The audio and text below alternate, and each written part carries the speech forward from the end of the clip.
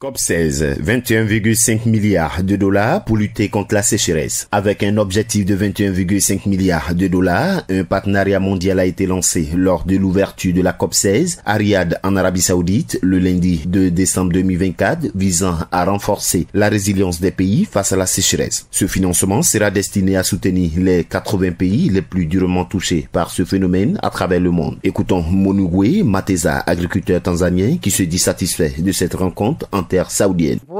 Comme vous pouvez le constater, les précipitations sont rares. Bien que la pluie a été annoncée, elle se fait encore attendre. Nous gardons espoir.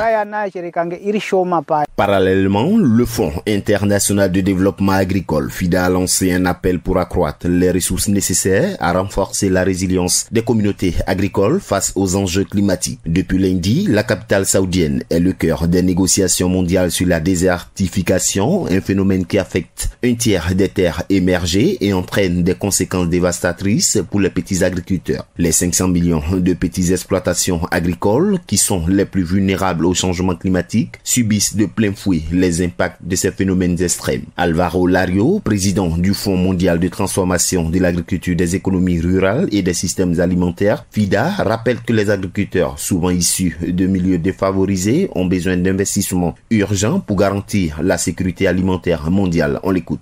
Les 500 millions de petites exploitations agricoles sont les plus durement touchées par les effets du changement climatique. Ces agriculteurs sont les plus vulnérables et les moins privilégiés. Il est indispensable d'investir dans ces exploitations si l'on veut préserver la sécurité alimentaire.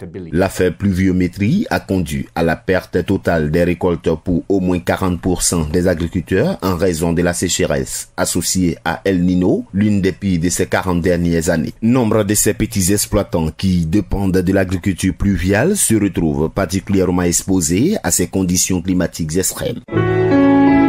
APRA, Agence Presse Radio et Audio.